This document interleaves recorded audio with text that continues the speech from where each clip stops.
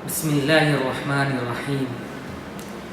الحمد لله رب العالمين، والصلاة والسلام على رسوله محمد وعلى آله وصحبه أجمعين. أما بعد، قال الله عز وجل: أعوذ بالله من الشيطان الرجيم، بسم الله الرحمن الرحيم. إذا زلزلت الأرض زلزالها وأخرجت الأرض أثقالها وقال الإنسان ما لها يومئذ تحدث أخبارها بأن ربك أوحى لها يومئذ يصدر الناس أشتاتا ليروا أعمالهم فمن يعمل مثقال ذرة خيرا يره ومن يعمل مثقال ذرة شرا يره.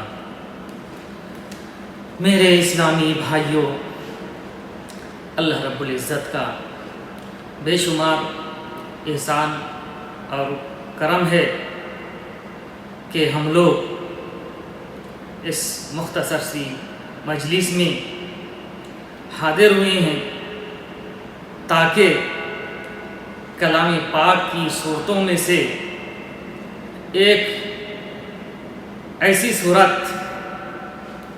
جو غافل دلوں کو جگانے والی ہے اس کی مختصر تفسیر اور ترجمہ ہم لوگ انشاءاللہ سمجھیں گے.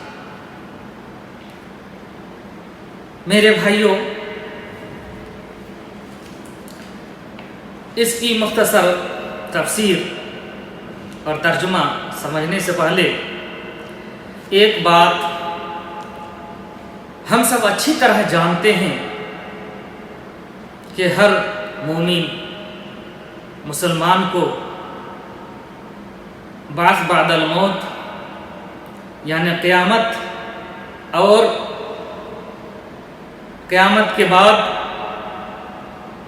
تمام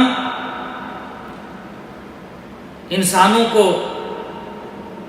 اللہ رب العزت میدان محشر میں بلا کر کے حساب و کتاب لے گا، اس کا پورا یقین ہے. ہر ایک مومن اور مسلمان اس پر ایمان رکھتا ہے، لیکن اس کے برخلاف جو کفار ہیں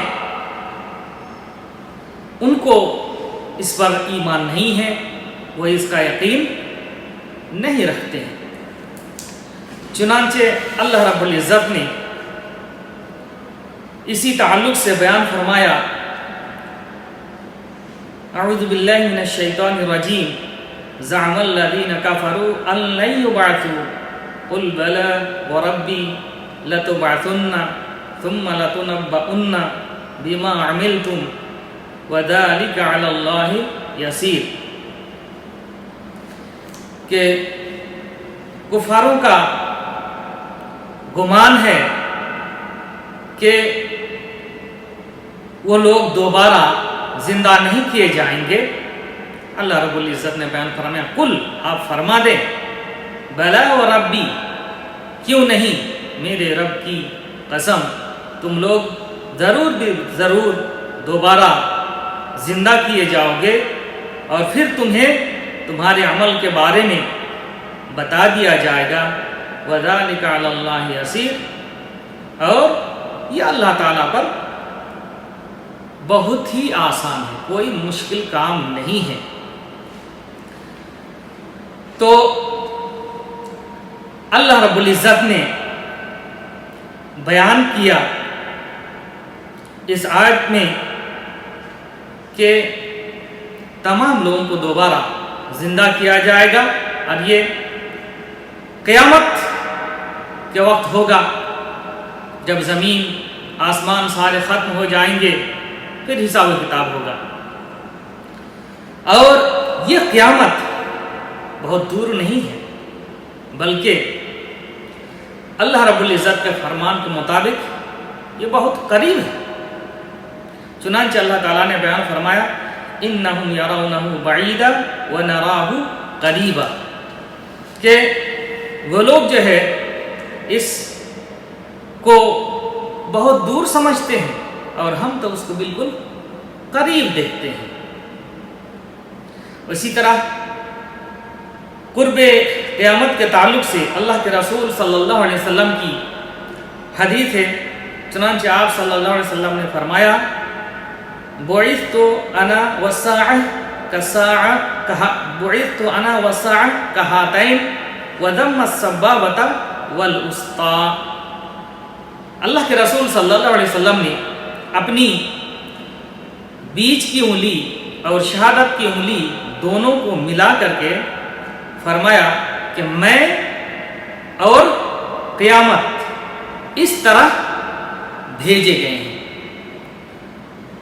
جس طرح یہ ان دونوں انگلیوں میں زیادہ فاصلہ نہیں ہے، دونوں ایک دوسرے سے قریب ہے، اسی طرح آپ صلی اللہ علیہ وسلم اور قیامت کے درمیان کوئی زیادہ فاصلہ نہیں ہے، یعنی آپ صلی اللہ علیہ وسلم کے بعد کوئی نبی نہیں آئے گا، آپ صلی اللہ علیہ وسلم آخری نبی ہیں اور یہ آخری دین ہے، یہ آخری رسالت ہے، قیامت تک کے لیے یہ رسالت ہے، اور اس کے بعد اسی رسالت کے ساتھ ساتھ اسی نبوت کے ساتھ قیامت ہو جائے گی، بیچ میں اور کوئی آنے والا نہیں ہے۔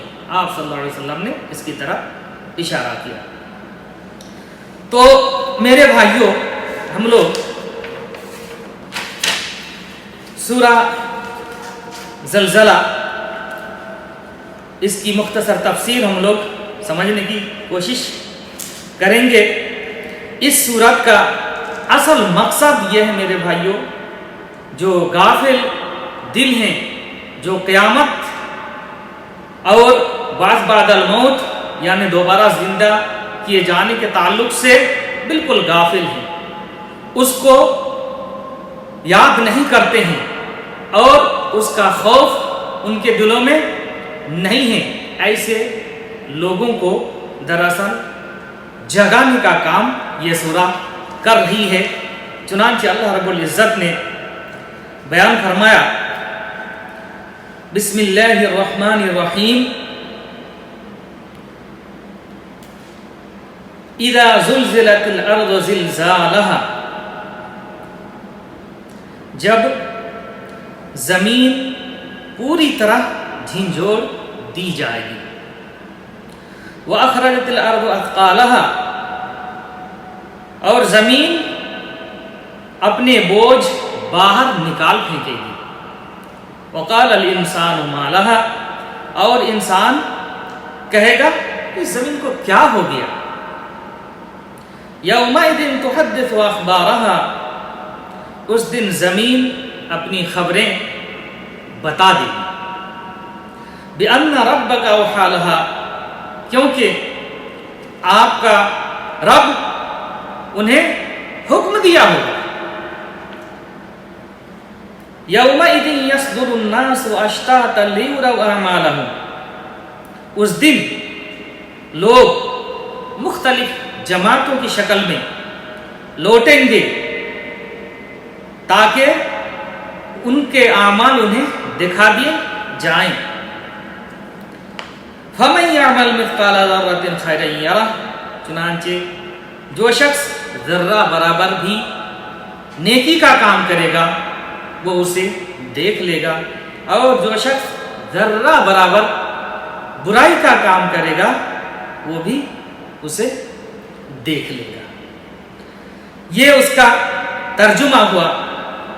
تھوڑی سی تفصیل کے ساتھ ہم لوگ اس کو سمجھنے کی کوشش کریں۔ جب زمین پوری طرح جھنجھوڑ دی جائے گی، اذا زلزلت الارض زلزالها، جب زمین پوری طرح جھنجھوڑ دی جائے گی، سب کچھ ٹوٹ پھوٹ جائے گا، تہس نہس ہو جائے گا، کوئی چیز صحیح سلامت باقی نہیں رہے گی۔ یہ کس وقت ہوگا؟ جب پہلا سور پھونکا جائے گا۔ وَأَخْرَجَتِ الْأَرْضُ أَثْقَالَهَا، اور زمین اپنے بوجھ باہر نکال پھینکے گی۔ زمین کے بوجھ دراصل کیا ہے؟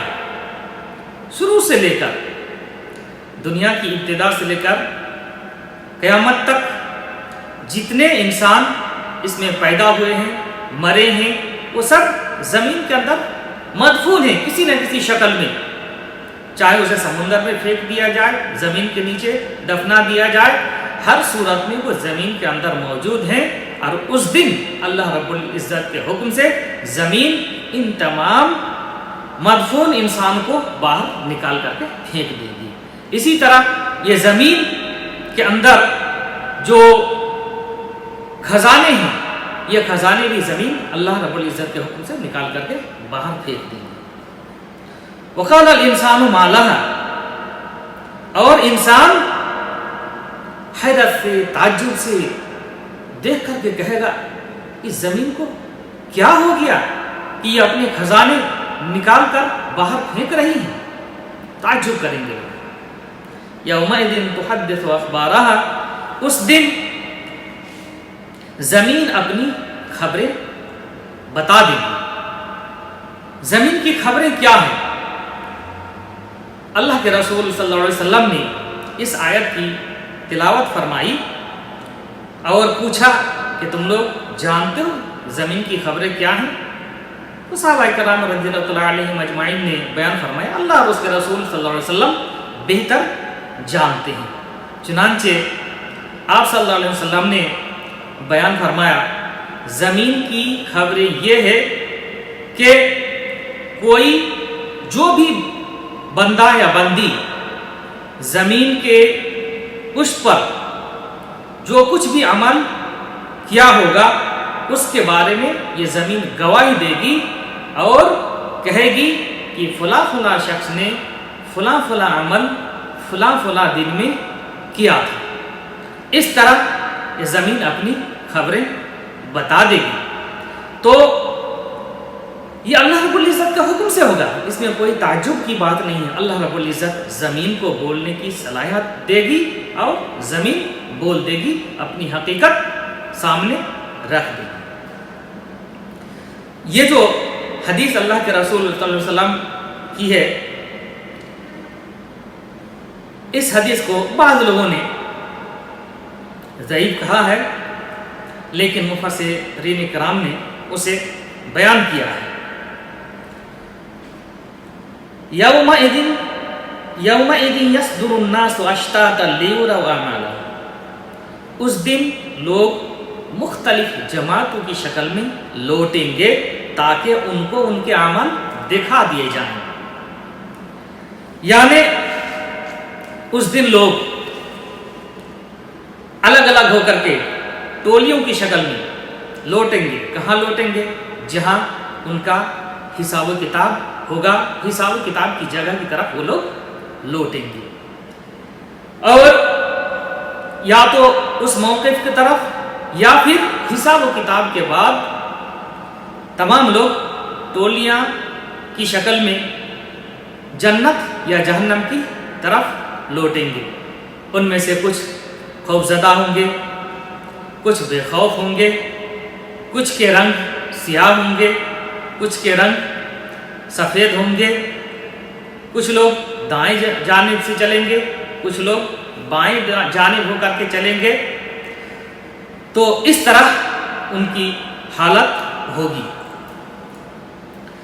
فَمَن يَعْمَلْ مِثْقَالَ ذَرَّةٍ خَيْرًا يَرَهُ، چنانچہ جو شخص ذرہ برابر خیر کا کام کیا ہوگا، بھلائی کا کام کیا ہوگا، وہ اسے دیکھ لے گا اور اس کو دیکھ کر کے بہت خوش ہوگا۔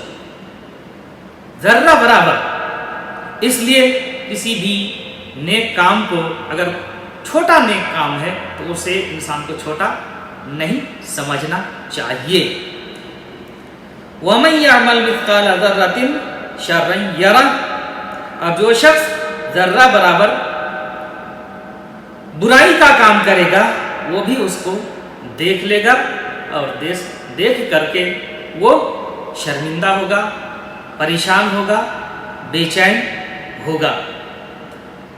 تو یہ جو صورت ہے امام مقاتل رحمۃ اللہ علیہ فرماتے ہیں کہ یہ سورہ دراصل ان لوگوں کے بارے میں نازل ہوئی، ان دو آدمیوں کے بارے میں جو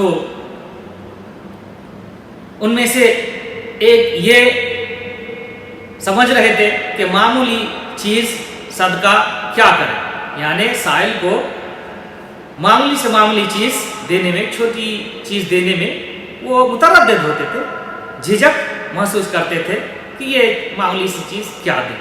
اور ان میں سے ایک شخص ایسا تھا جو چھوٹا چھوٹا گناہ کا کام بلا خوف بلا تردد وہ کر ڈالتے تھے۔ چھوٹا گناہ کا کام وہ گناہ کا کام نہیں سمجھتے تھے۔ تو ایسے دو آدمیوں کے بارے میں یہ سورت نازل ہوئی ہے۔ اللہ رب العزت سے دعا ہے کہ اللہ رب العزت ہم تمام لوگوں کو کتاب اللہ سے جڑنے کی توفیق عطا فرمائے، اور اس کلام پاک کو جس مقصد سے اللہ رب العزت نے اتارا ہے اس مقصد کو سامنے رکھ کر کے اس کی تلاوت کرنے، اس کو سمجھنے، اور اس کلام پاک کے اندر جو پیغامات ہیں اللہ رب العزت کی طرف سے ان پیغامات پر عمل کرنے کی توفیق بخشے۔ اللہ رب العزت ہم تمام لوگوں کی مغفرت فرمائے، ہمارے اعز و اقارب جو اس دنیا سے گزر گئے ہیں اللہ رب العزت ان تمام لوگوں کی بھی مغفرت فرمائے اور انہیں جنت الفردوس میں جگہ عطا فرمائے۔ اللہ رب العزت جب تک ہمیں اس دنیا میں زندہ رکھے، صحیح ایمان صحیح عقیدے پر قائم رکھے، اور جب بھی اللہ رب العزت ہمارا خاتمہ فرمائے تو خاتمہ بالخیر فرمائے۔ وآخر دعوانا الحمدللہ رب العالمین، وصلی اللہ علی نبینا محمد وعلی آلہ وصحبہ اجمعین۔ جزاکم اللہ خیرا۔